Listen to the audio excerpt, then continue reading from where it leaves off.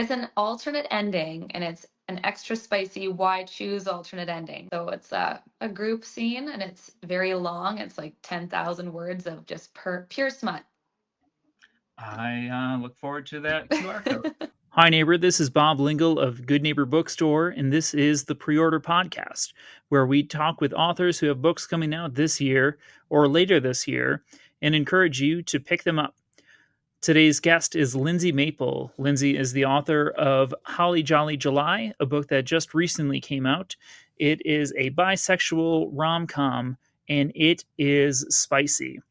We talk about the importance of bisexual representation in the romance genre, and we also get into the ins and outs of writing romance and hoping that your parents don't read the unedited version. So, you and I met through the magic of TikTok.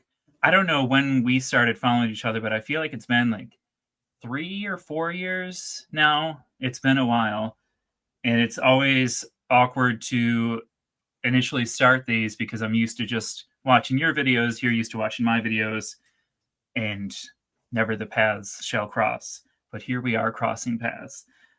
The influence of social media for your career, how much has that affected your sales, your outreach to people, and was it an impact in getting a major publishing deal for you? Yeah, definitely had a huge impact. So my first book was published with the little Canadian indie press, Rising Action, and I was the second book they ever published, and that's right around the time I met you on TikTok. We started following each other, and I really liked your content. And then I wrote another book, and I got an agent, and she suggested that I just take a year to really market myself to try to get the attention of some publishers and just keep writing. And that's what I did. I just took a year to market the crap out of myself. I was posting like 4 times a day on TikTok. It was really intense. And I got up Mhm. to 20,000 followers on TikTok. And then when the time came for me to be on submission, they did reference my TikTok following once or twice in the Mhm. interview with Lynn Raposo. So it did make an impact, which a lot of authors aren't super happy to hear because I think most authors are introverts and they don't want to Yeah. be all over social media. But yeah, it can make a huge impact having a social media following. Um, yeah, as per sales, I have no idea. I don't know if Yeah. I've made any money in that regard, but hey, I got a book deal. I don't know We'll why see. this thing is always like going through. I select this image. Mhm. Anyway, ignore that. That's okay. At least it wasn't anything spicy. Oh my God, it That probably will be at going some through the point. camera roll could have just who knows what Yes, it. block it. um, Yeah. and I recall like we had followed each other. I feel like at the time that we followed each other, we had a similar follower count. And then I looked, I don't know, like when it significantly increased, I'm like, oh, you have a lot more than me now. Okay. I'm not jealous of that at all. Um, Yeah. I went viral. And the funny thing was, is it wasn't even book related. it was the So net. Was it it the was the net? Loft Net. The Loft Net. I just casually one day was like, here's my reading Loft Net. And it was like, bam. I was like, oh shit. Whatever works. The that loft net gives me such anxiety anytime that you're on that for your content because I'm just waiting for a rope to snap. And Yeah. yeah, We have two camps. We have holy shit, this is awesome, and I could never, oh my God, my anxiety. There's two camps. it would definitely. Like, it seems like it would be fun to be on, but there's no way that I could relax enough to read or do anything productive while on a net hanging above the stairway. Well, yeah, I think it takes a special kind of weirdo to enjoy that sort of thing. So that's where I Yeah. come in. Um, the I was reading through your bio on your website.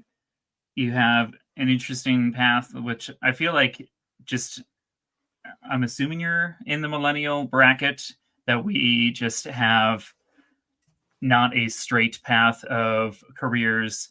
You have your yoga background, you have a couple of kids, you have a goat that you do yoga with, it seems. and I a tortoise. I teach goat yoga at Man Farms in Abbotsford, which is probably the most interesting job that I have. But I manage a hot yoga and fitness studio here in Chilliwack. I have two little kids. I teach a lot of classes, keeps me really busy, and I write, which was supposed to be just like a fun hobby. But if you can make money doing your hobby, I mean, that's even better. Yes. How is the balance? Because I have three kids.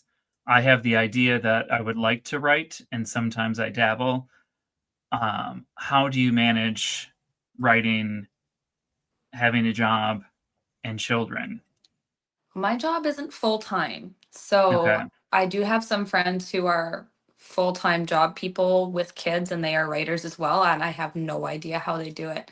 So I write generally like first thing in the morning. That's when my brain works. So I'll get up Mhm. at 6 in the morning and I'll write. And then my little guy, my youngest, is in preschool, so he's in preschool Monday, Wednesday, Friday from 8:30 to 11. So I'll bring my laptop and I bought like a little lap desk and I'll sit in my car and I'll write while he's in preschool, just sitting in the parking lot. And then on the days where he's home, I'll bring him to the playground if it's a nice day and I'll sit at the playground and I'll write, or I'll use his screen time for my time. Mhm. But yeah, you just kind of have to squeeze it in. Um, but yeah, if you're working full time and you're a parent, I don't know how you do anything. That's amazing. Before buying the bookstore, I was a stay-at-home dad to our then two kids. We now have three, and I just, even with not having a real job other than, raising children, I I was like, if anyone who has strong opinions on screen time does not have the burden, I hate to use the word burden, but the challenge or struggle of entertaining kids the entire day. So if there's a moment where you can rest and read or write, and they watch Blippi or Miss Rachel, you know, take the time. Absolutely. I agree that I think screen time is the most stressful thing in my day. Just like the guilt surrounding it and how much are they watching and what are they watching. And Mhm. I think for me, that's probably the most stressful part, other than my kids not getting along and trying to beat each other up all of the time. Other than that, it's Yeah, screen time. that is, yeah. I texted my sister who lives in Charleston, South Carolina, and I'm like, she loves all of my kids, but my daughter has a strong resemblance and strong personality similar to my sister. So I'm like, hey, can we just send her down to you for the summer? Because she can't stop herself from bullying her 9-year-old brother. And her 4-year-old brother also bullies his older 9-year-old brother. And he's just, the poor child is just getting it Oh, from both sides.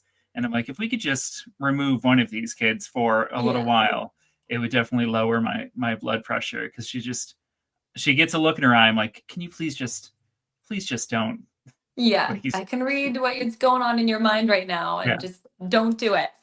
it's Whatever not a you're good idea. thinking, it's not worth it.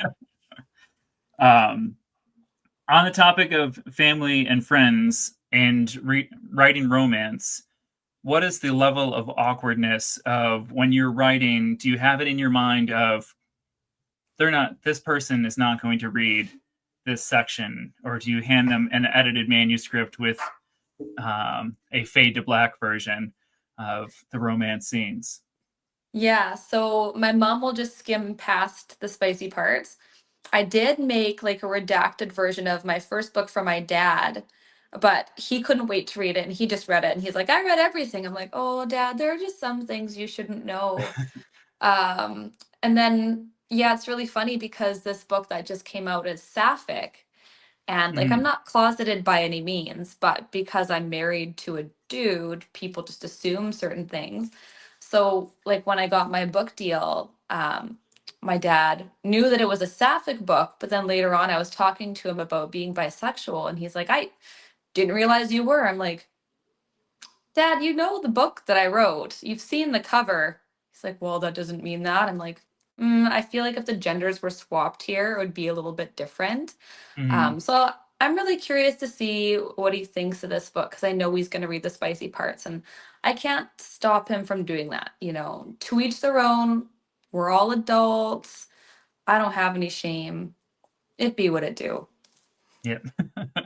I The closest experience that I had to that was I used to work on independent horror films, and there was one Oh. project that I had worked on, and we had a screening at a local movie theater, and it was like a midnight screening because that was the cheapest time that we could get to get this movie theater to show our film. And my aunt and uncle were standing in line for tickets. I'm like, oh, you're here. Okay. There were certain scenes that were in the movie that were just not what I wanted to sit in a movie theater with my aunt and uncle and have them watch alongside me. I Mm-hmm. feel like at least you don't have to sit alongside your father when he's reading the book or listening Oh to the God. audio version. Right? Geez, that Yeah. would be super embarrassing. Yeah. It's gonna be interesting when my family gets around to reading this book and talking to me about it. So I'm curious to see what they think. But yeah, I think it's important though, because I do have some little cousins who are queer as well, and I just want to be an example of here I am, this is me, and I'm not ashamed for who I am and the things I like and the people I love, and I just think there should be more of that in the world. Hmm. Because you seem comfortable talking about it, what was kind of your journey to the realization or acceptance or being open about it? Was it before or after you got married? And how was that an impact for you? Yeah, so in the book we have Mariah, who has always sort of known she was queer. And then we also have Ellie, who has her bisexual awakening on page with the help of Mariah. And Hmm. so for me, I think I'm somewhere in between where I don't exactly remember there being like a holy shit, this is, who I am. It's just always something that's been there. And my husband always knew about it, and he would tease me when I had a crush on a girl, like, "Oh, you Hmm. like her?" And I'm like, "Oh, she's so pretty." Um, so yeah, it's just always something that's been there, and yeah, I don't know. I've just always been that way, I guess.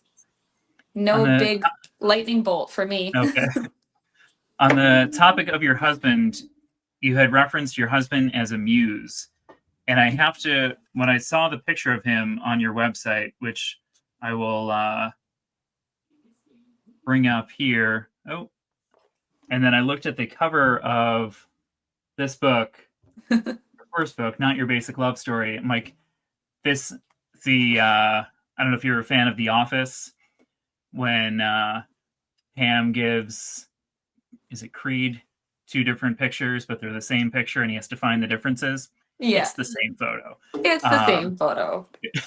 was that, was that just a coincidence or was that intentional by design? Super coincidental. The cover artist had no idea what my husband looked like. Hmm. And it's just like one of those things. So my husband is part Indian. His dad was born in Calcutta, and so he has some features about him, like brown hair, nice beard, tan skin. And Hmm. so Dev in the story is Punjabi Canadian. So same thing, kind of tan skin and brown hair and good beard. So there's just like a lot of similarities, and almost everywhere I go, I see someone who looks like Tom, and I'll take a picture. I'm like, oh, look, it's your person. So we call Hmm. him stereotypical, like bearded man, and he's a very easily recognizable human being. So it was purely coincidental. I can relate to it from the standpoint of I just say I have a generic face. There are so many people that are like, oh, like where do I know you from? Like also like I am all over the place with my job and my other job and just all of the different things that I do. So it's possible that they know me, but I also have friends that are somewhere in a different city and will take a picture of somebody in a restaurant like, is this you?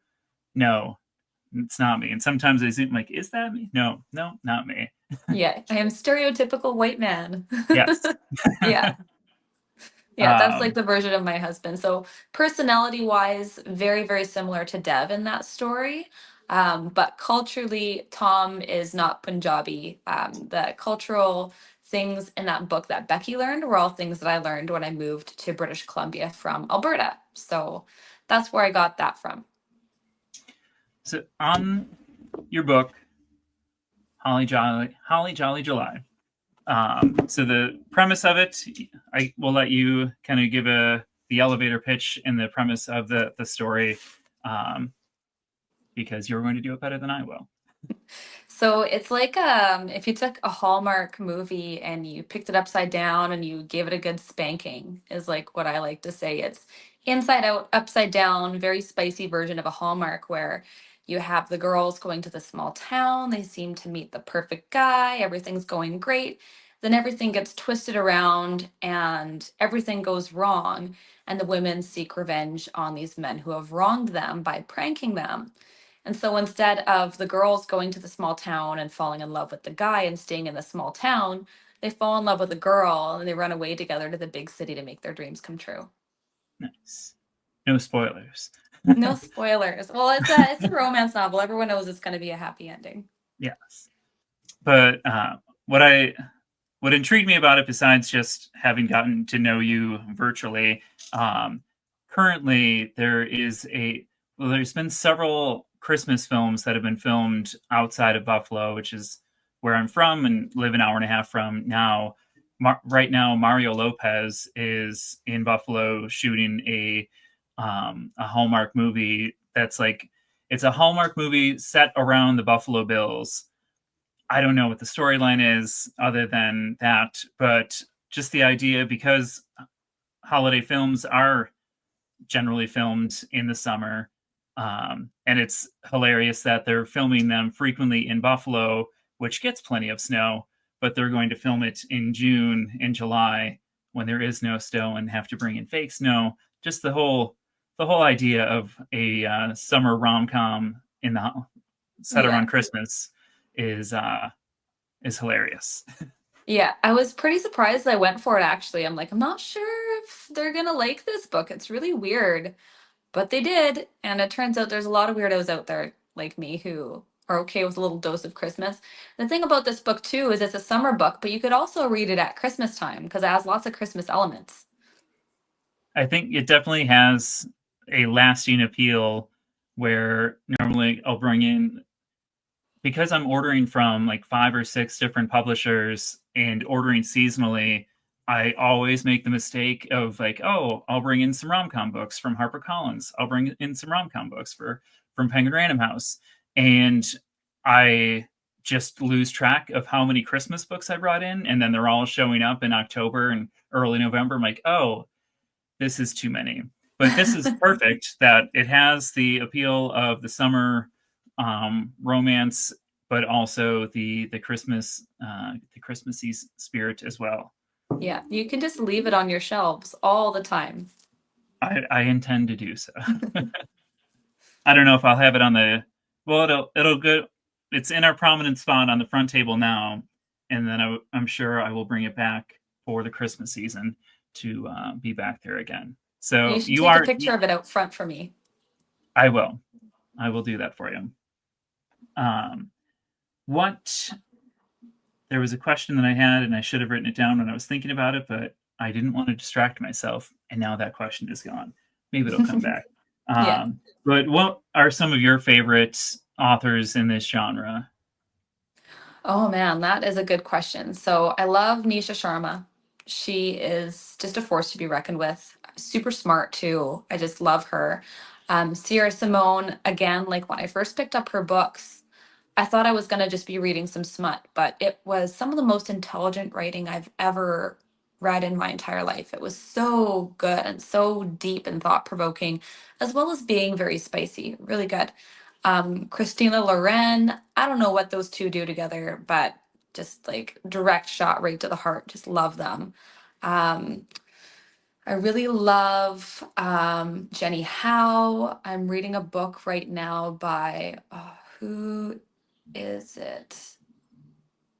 Olivia Dade. Love Mm-hmm. her. Yeah, geez. I'm a huge fan of the genre. Like I read pretty much everything and anything. Christina Forrest. Um, One of my friends writes YA romance, Jackie Callalay. Love her writing, really good, excellent books. Yeah, I'll read anything and anything, but I do prefer like contemporary romance. I was excited for you just with it being this is your second novel. I don't want to correct. All right. Um, that with the second novel, with it being with a big publisher, I love my Canadian small press publishers. So nothing against your first book, but with it being kind of at the higher level, there's more marketing budget. That Julie Murphy and Ashley Herring Blake did blurbs for it. Was that as cool for you as I felt about it for your book?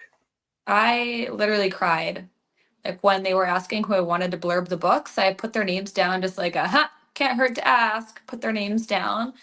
And then Mm-hmm. they got back to me and I sat down and I cried. And it was just the most surreal. Well, that's another author that I absolutely adore and I can't get enough of is Ashley Herring Blake.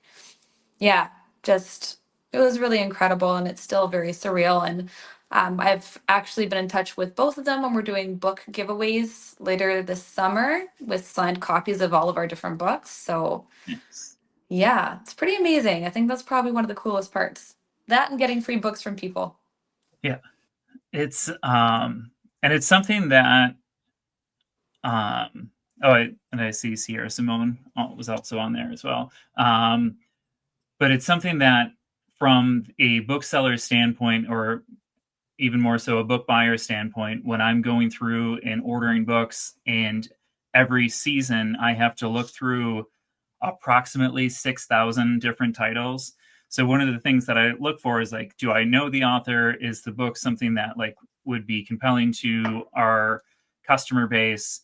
And then it's also um, not something that we take lightly of the blurbs from other authors. Like my wife became a big Chris Whitaker fan, and now she just keeps reading all these different books that Chris Whitaker has a blurb for. For me and for my wife, Frederick Bachman is one that like we've really explored or discovered new like Scandinavian authors or even American authors that Frederick Bachman did a blurb for. So I'm excited with it being the first week that your book is out into the world, what that impact will have for you for the sales for your book, because it matters for people. My friend Tori, who has Sower Books in Nebraska, she did a fun thing of going through a blurb for one author's book, finding that author's book, and then who did a blurb for that one. It was just like this whole chain of author blurbs. She did that a while ago, so you'll have to do a deep dive into her TikTok account to find that one. Yeah, that's a Uh, great idea. yeah. And definitely want to hit on the topic. Actually, before I do that, the previous question that I forgot about came back to me because we have a lot of writers. I knew we'll edit this out. Normally, I take my keys out of my pocket, and when I had to go and grab something to eat and came back, and then I left my keys in my pocket. I'm like, at some point, I'm going to sit like this, and I'm going to hit the alarm button on my car, and that happened. So, It did. yep. I should have listened to myself. But in discovering the process of getting an agent is the question that I was trying to work my way to before I was totally thrown off my car screaming at me. What What was was my that? process? Yeah, what was that process for you of finding an agent? Because we have a lot of writers and new authors that are watching this and following along with the content that we put out. And I think that it might be beneficial to hear your story of getting an agent. Yeah, for sure. I always clung to different stories about people getting agents when I was querying. And I'm excited to let you know it did not come easily for me. I Mm-hmm. wrote my first novel. It was a YA fantasy novel, queried it 65 times and had zero full requests. So then, based on feedback saying I didn't have the voice for YA, I Googled what does voice mean? So I Googled that and it said rom-coms are a good example of voice. So Mhm. I had never read a rom-com before, but I loved watching them. So I went to the library and I rented 5 or 6 rom-coms and I discovered I really liked them. They were super fun.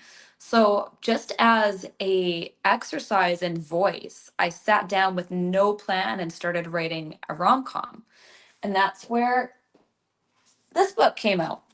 So this book, I didn't plan it, I didn't outline it, and that is evident when you're reading it. You're like, this is a roller coaster. I have no Mhm. idea what's going to happen. So that book I queried a bit more successfully. I think at the end I sent out 130 queries, but I had received I think about 27 full requests and a close call with 2 different agents.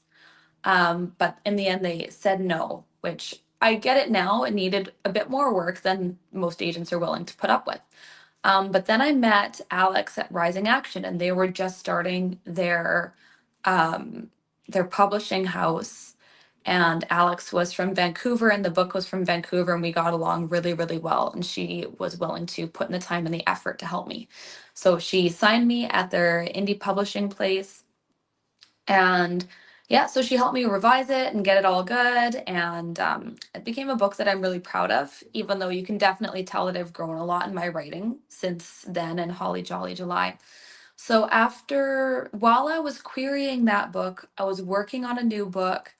Um, and then I kind of figured Rising Action would want me for another one. So instead of querying widely, I just sent out a query to my favorite agencies. I think I only sent out about 20 different queries, and I had a lot of full requests for this one. And then Claire Harris messaged me and she wanted me, and I had to make a really tough choice to go with Claire Harris or keep on with Rising Action. And I kind of figured it was a win-win either way, but I'd been working so hard to get an agent. I really just wanted to see what that was like. So I decided to work with Claire. And then I took a year off to market that book according to Claire's advice, which ended up helping me in submission because I had all those followers. And then while that was happening, while I was on submission with that book, I wrote Holly Jolly July, and we felt going into the Christmas season, it would be really good to go on submission with that one. So we Mhm. pulled the book that I had signed Claire with out, and we went on submission with Holly Jolly July, and that ended up working. So got Lynn Raposo, which is awesome. She is incredible. It was still very scary because I don't think she signed me until like January, February. So I thought the Christmas season was over. They weren't going to be interested anymore, but thank Mhm. goodness they still were. So they signed me for a 2 book deal, but they didn't pick that book that I signed Claire with. So that one is still on the table and available. Okay. They picked I had to send them a list of my ideas and they picked one of those. So I had to write a book specific to what she wanted, which is what I'm doing now. Great. How far along in that book are you now? The first draft is written and I'm just revising it. So I should have it ready for beta reading in July, and then I have to have it on her desk in August. Okay. And I just Any started it impressions? in February, March. Starting from scratch with that one? Yeah, I didn't even know what Okay. book she wanted. It was like a 1 sentence pitch, and then now it's a full book a couple Okay. months later. That's amazing.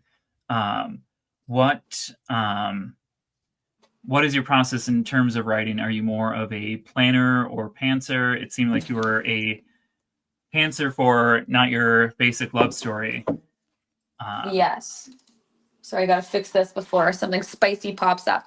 that's okay. So what's my writing process? So for Not Your Basic Love Story, I pantsed that one, had no idea what I was doing. And a lot of the rejections I got from Fulls was that it wasn't following the specific plot lines that rom-coms are supposed to. And I didn't realize it at the time, but it is a very prescriptive formula that rom-coms generally have to follow. So I got this book, let me find it for you. I got Romancing the Beat, and I got Story Genius. So Okay. Romancing the Beat was a fabulous book for just telling me this needs to happen at this point, this needs to happen at this point. And but instead of feeling constrained by that, I felt like I had like a lattice work, like a plant that needed a lattice to climb up. So that was really good for me. And another thing that I really enjoyed about Story Genius was I feel like a lot of writers write with emotionality first, but for me, plot is always first. I think up the plot, and then I have to go backwards to see why they have the things that they're doing and their Mhm. motivations. And so this book was really, really helpful in that because the two have to be linked the whole way along. So Mhm. using this book and this book helped got me the manuscript that got me a literary agent. So yeah, I use that now still. I'll go back and I'll reread this book and I'll reread the highlighted parts of this book. And I created this super awesome outline that structures them both together with like questions that I have to answer myself. And it works. That's how I was able to get this book written from one sentence to 90,000 word novel in 2 months, That is three very impressive. months. Yeah, it I worked. I have a copy of Story Genius on my desk right now. Perhaps I should actually open it up and read it. Oh, yeah, that'll definitely help you. Really helped me, but some people do read this book and find themselves more confused. It just, I feel like there's not a one answer for everyone, you know, it's not a one solution problem. With Holly Jolly July, I really enjoy the back and forth between the story and then the movie script. Um, how did you was that like writing two separate novels, or was that like writing a novel and a movie script that you just had to figure out how do these mesh together as you were piecing that together? Yeah, so I was inspired by Olivia Dade's novel, spoiler alert, because her book was about an actor on a movie set and a woman who wrote fan fiction for that movie set. I think it was a TV series. And in between the chapters, there was snippets of these AO3 chat room spicy stories. And I thought that was great. Reading the Mhm. reviews of the book, not everyone felt the same way. So I knew going into Holly Jolly July, some people would love the screenplay and some people would hate it. It's, yeah, that's fine. But it was a really fun challenge. I'd never written a screenplay before, so there I am Googling how to write a screenplay. Uh, but luckily, I met someone on TikTok who's a screenwriter, and I said, can you please just help me? I'll send you one chapter of the screenplay. Please note it's meant to be cheesy. It's Mhm. meant to be written poorly. Yeah. So that's part of the gimmick. So don't judge me. And he was super helpful. His name was Calvin. Yeah, so I did still follow Romancing the Beat for writing the screenplay and trying to weave it in with the book to give you some more understanding of Ellie's character. Um, because Mariah can't be on set with her, I still wanted to have that movie aspect. And so that was Mhm. a way that I could build into that, have you understand Ellie's character and see what was going on behind the scenes while still having, I think it was an entertaining side story. I the experience that I had just reading the screenplay portion, like having written screenplays, but also having watched a lot of rom coms and holiday rom coms with my wife, um, I felt like I went through the same process that I do when I'm watching a holiday rom com of why the hell am I watching this? This is ridiculous. And like I think it was a perfect reflection of your intention for that of this is ridiculously cheesy. But Yeah. then I still, just like when I'm watching a holiday rom com, got caught up in the damn story of the screenplay. So well done. You're You like, this is sucked me into two terrible, different but you're stories. like, what is happening next? I need to Yeah. know. It's like you can't look away. Mission accomplished. Yeah. Well done. Thank you. Um, and on your website, in your bio, perhaps I forgot where I read it first, but it talks about your passion for bisexual representation in novels, and your how important that is for you. Um, what do you see yourself doing more novels like this and sticking in that realm? And why is it so important for you to have that representation out there? And what has been the response overall to that representation in your Yeah, writing? that's another reason why I was surprised this book got published was because as to my knowledge, there's not a traditionally published book that has open door spicy scenes with women and men together and then women by themselves. Generally, in Mhm. a rom-com, there's only supposed to be open door spice between the main character and the love interest. Other Mhm. than that, it's a no-no. So I thought, let's take a risk and see what happens. In worst case, I have to edit it out, but they liked it and we kept it. And I really wanted that because generally, as a bisexual person, you have to choose between a sapphic romance. And a lot of the times in sapphic romance, they're like anti men, and I still Mhm. love men. I don't want to hear, Mhm. men bashing, which happens a lot in sapphic romance, I find. Or you have to choose between like a hetero romance, and lots of the characters are still bisexual in those books, but it's not openly so. It's talked about.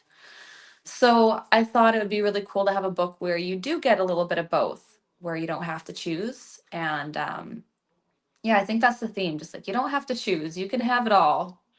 So it has been met with mixed reviews of some people who prefer sapphic romance and don't want to see men on the page. Totally respect that. But there Mhm. are people who are like, this book was written for me. I loved every minute of it. So that's who I'm writing it for. Great. You do a great job of really making you feel for the Jax Matt character, and then making you not like that person. So it was a very very good balance there. I appreciated it. I One of my favorite professors in school would spend half of a class convincing you of one thing and then the other half of the class convincing you of the other, and you had no idea where he stood on anything. So I felt like it was that sort of experience of I don't know what I'm supposed to feel right now, but there's a lot of emotions going on right now. Yeah, that's exactly what I wanted. So I wanted you to hate him. But before you can hate someone, you have to love them. So you can feel that betrayal. Hmm. So I really wanted you to be falling for these separate love stories and believing in them to really feel that betrayal that happened. And then when they're getting their revenge, it feels justified. You can Hmm. be like, yeah, to heck with that guy. Let's put brown marker on his gym shorts. I chuckled at that specific scene. It was interesting coming up with all these pranks, let me tell you. I had like a whole brainstorming day where I was just coming up with pranks. I That sounds like an amazing day. Uh, um, the just the one that popped into my head, that the clown that they wanted to hire, or Yeah. yeah. I thought that was Would really funny because you have Ellie as this super sunshiny, beautiful character, but inside there's a rage somehow. Yeah. She's planning the most vindictive things. It's like, honey, let's not go to jail. There something I am just really into music. Whatever, like the New Week New Books videos, I always have a song set to all of the new books that are coming out, and the choice for that song I agonize over each week of like, what is going to be the song for this week? Um, is music, do you listen to music when you're writing? Is it any sort of influence to you as you're brainstorming and working through things? I can't really listen to music while I'm writing. I get too easily distracted by lyrics. Yeah. Um, but music definitely is hugely important, and maybe not in this book specifically, but I have other books planned where I already have playlists worked out to them. Yes. Um, But yeah, no, I'm definitely a huge fan of music and I listen to a lot of it. My husband's an audiophile, so we really get into that sort of thing. But yeah, no, music wasn't hugely influential in this book, other than I had to remember all the different Christmas songs and have reference to them. But for Okay. this book, it was mostly like the old Christmas movies that are near and dear to my heart and how I can reference them and have their impact in the book. Um, this is not a commercial for Endel, but there's an app that I downloaded onto my phone that called Endel that is just this audio white noise sort of thing, and it has like changed my life for reading and writing because I just not diagnosed with anything, but I'm well, except anxiety and depression. But other than that, probably have ADD, ADHD, and this app has just allowed me to hone in and focus, and it's just like just notes and tones and things. So like when I Mhm. want to read for 20 minutes, I can set a 20-minute timer on this thing, and then I am locked in, and it has been life changing. So That's if awesome. anyone from Endel sees this and wants to sponsor the podcast, I will take your money. Yes. Give me some money. I will Yes, sponsor you. yes, or give me a free subscription because I paid for this one. Absolutely. Yeah, but just to kind of wrap things up, what are you reading now and enjoying now? Yeah, I am listening to on audio the new Olivia Dade book. Can't remember what it's called. It has like a beautiful blonde girl with short hair. I can picture the cover. It's really good. And then yeah, so I'm listening to an Olivia Dade novel, and then I'm reading a book that my agent sent me about a female bull rider. I can also picture the cover. I can't remember it. It's going to be I very saw sad. that in one of the Yeah, what's it catalogs. called? I don't know. Upstairs in my living room. Oh, geez. Yeah. Anyways, they're both really good. Super enjoying them. And I also have a subscription to Bloom Stories.